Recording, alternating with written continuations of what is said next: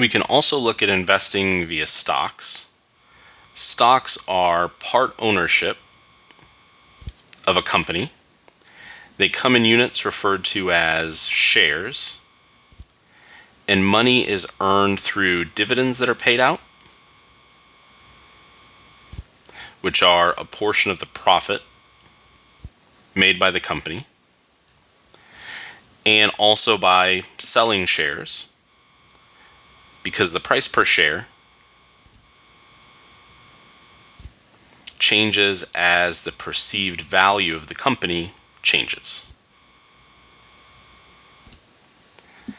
Stocks generally offer higher return, or the possibility of higher return, but also more risk than bonds, since values can change as the profits of a company change or the perceived value of a company changes. But in example 7, we have a person who owns 161 shares of a particular stock. The dividend per share is 36 cents for a quarter. How much was earned in dividends of the stock during this quarter? So that means one of the 4 quarters of the year, people were paid out 36 cents per stock, per share that they owned. So this person received 161 times 0.36, or 36 cents, to give them a total payout of $57.96 for that quarter. In example 8, now we have a case of someone who owns 58 shares of stock, purchased for a price 3 years ago.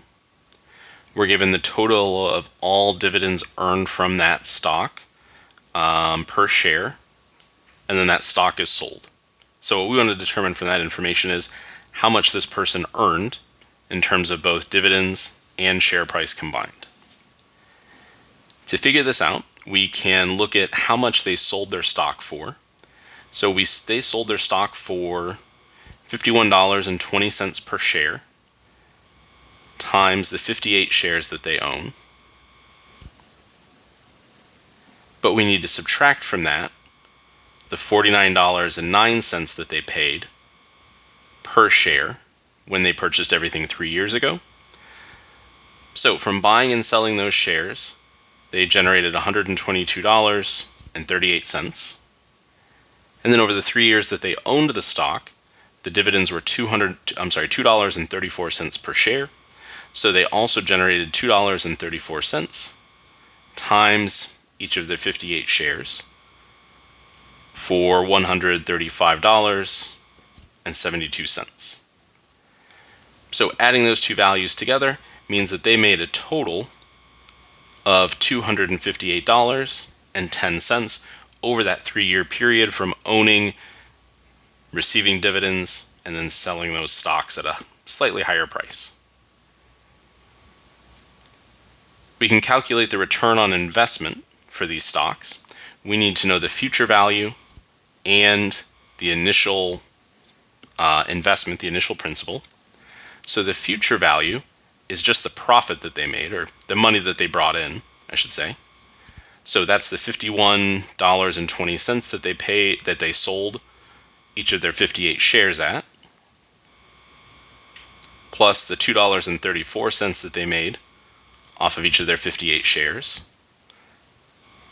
So the future value of this investment was $3,105.32. And initially, they invested $49.09 for each of their 58 shares, for a total principal of $2,847.22. With those two values, we can calculate the return on investment by finding R of 3105.32 and 2847.22,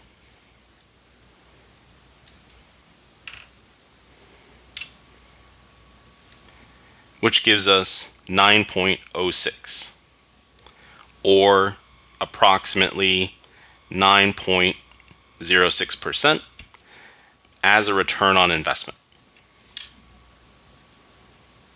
If you compare that back against what we found in example 6, Part A, that return on investment was 80%. So that was a much higher return on investment, but also a longer investment. What might be the main case there, different amounts being invested initially. But now what this does, this return on investment, gives us a way kind of comparing these very different investments, comparing what we earned from a stock versus what we earned from a bond in terms of how much our original investment increased as a percentage. We can also calculate the annual return for these stocks by evaluating A of that future value, then the principal invested over 3 years would give us an annual return of 2.93%.